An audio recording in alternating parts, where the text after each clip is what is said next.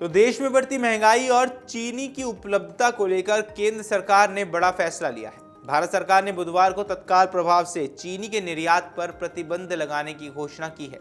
सरकार का यह फैसला घरेलू बाजार में चीनी की पर्याप्त उपलब्धता बनाए रखने की कीमतों को नियंत्रण में रखने के उद्देश्य से लिया गया है।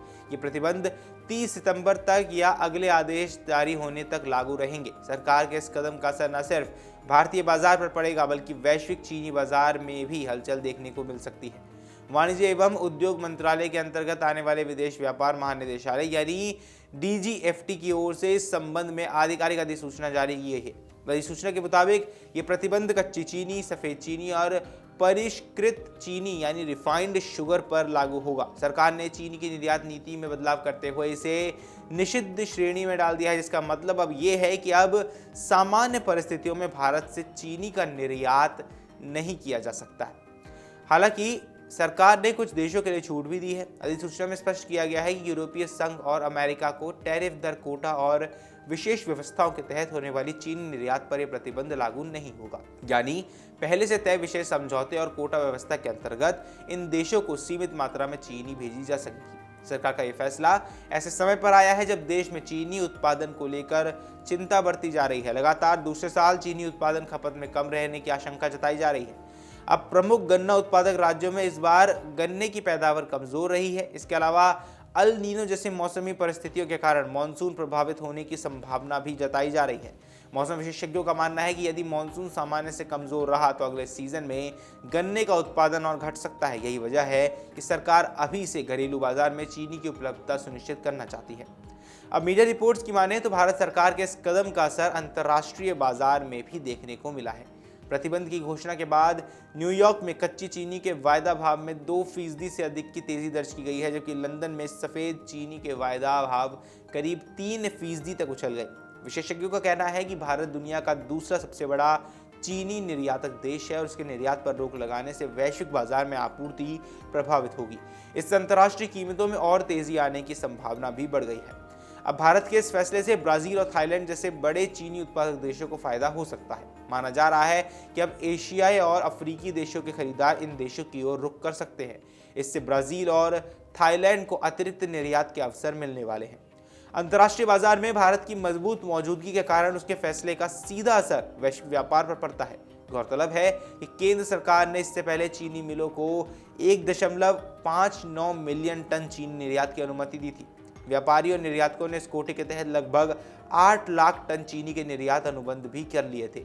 इनमें से 6 लाख टन से ज्यादा चीनी पहले ही विदेश भेजी जा चुकी है, लेकिन अब सरकार द्वारा अचानक प्रतिबंध लगाए जाने के बाद निर्यातकों और व्यापारियों के सामने नई चुनौती खड़ी हो गई है। कई कंपनियों को अपने मौजूदा अनुबंध पूरे करने में परेशानी का सामना भी करना पड़ सकता है। हालांकि सरकार ने उन शिपमेंट्स को कुछ शर्तों के साथ अनुमति देने की बात कही है जो पहले से निर्यात प्रक्रिया में शामिल थे। अब अधिसूचना की माने तो यदि आधिकारिक राजपत्र में अधिसूचना प्रकाशित होने से पहले चीनी की लोडिंग शुरू हो चुकी थी तो ऐसी खेपों की निर्यात को अनुमति दी जाएगी। इसके अलावा यदि शिपिंग बिल पहले ही दाखिल किया जा चुका है और जहाज भारतीय बंदरगाह पर पहुंच चुका था तब भी निर्यात जारी रह सकेगा। वहीं यदि चीनी की अधिसूचना जारी होने से पहले सीमा शुल्क विभाग या संरक्षक के हवाले कर दिया गया था तो ऐसी खेपों को भी यहां मंजूरी दी जाएगी। अब मुंबई के एक चीनी व्यापारी ने बताया कि फरवरी में सरकार द्वारा अतिरिक्त निर्यात कोटा दिए जाने के बाद व्यापारियों ने बड़े पैमाने पर अंतर्राष्ट्रीय खरीदारों से समझौते किए, लेकिन अब अचानक प्रतिबंध लगने से इन ऑर्डर्स को पूरा करने में मुश्किल होगी। इससे व्यापारियों को आर्थिक नुकसान उठाना पड़ सकता है। कई निर्यातकों का कहना है कि उन्हें पहले से तय अनुबंधों को पूरा करने के लिए अधिक समय या विशेष अनुमति दी जानी चाहिए। अब विशेषज्ञों का मानना है कि सरकार का यह कदम घरेलू बाजार में चीनी की कीमतों को नियंत्रित करने में मदद कर सकता है। पिछले कुछ महीनों में खाद्य पदार्थों की कीमतों में लगातार बढ़ोतरी देखी गई है। ऐसे में यदि चीनी का निर्यात जारी रहता है तो घरेलू बाजार में इसकी कमी हो सकती है और कीमतें तेजी से बढ़ भी सकती थी। सरकार नहीं चाहती है कि त्योहारों के मौसम से पहले चीनी महंगी हो जाए, क्योंकि इसका सीधा असर आम उपभोक्ताओं और खाद्य उद्योग पर पड़ता है। अब भारत में चीनी सिर्फ घरेलू खपत के लिए महत्वपूर्ण नहीं है, बल्कि लाखों किसानों और चीनी मिलों की अर्थव्यवस्था भी इसी से जुड़ी हुई है। उत्तर प्रदेश, महाराष्ट्र और कर्नाटक जैसे राज्यों में बड़ी संख्या में किसान गन्ने की खेती पर निर्भर है। ऐसे में सरकार को एक तरफ किसानों और मिलों के हितों को ध्यान में रखना होता है, वहीं दूसरी तरफ आम जनता को महंगाई से राहत देना भी यहाँ बेहद जरूरी है। फिलहाल सरकार के इस फैसले से घरेलू बाजार में चीनी की उपलब्धता बनाए रखने में मदद जरूर मिलने की उम्मीद है। हालांकि आने वाले महीनों में मानसून और गन्ने के उत्पादन की स्थिति पर काफी कुछ निर्भर करेगा। यदि मौसम अनुकूल रहा और उत्पादन बेहतर हुआ तो सरकार भविष्य में निर्यात नीति पर दोबारा विचार कर सकती है। फिलहाल देश में चीनी की कीमतों को स्थिर रखने और आपूर्ति सुनिश्चित करने के लिए ये प्रतिबंध एक अहम कदम माना जा रहा है। अगर आप ये वीडियो YouTube पर देख रहे हैं तो हमारे चैनल को सब्सक्राइब कर बेल आइकन दबाएं और Facebook पर देख रहे हैं तो हमारे पेज को लाइक करें।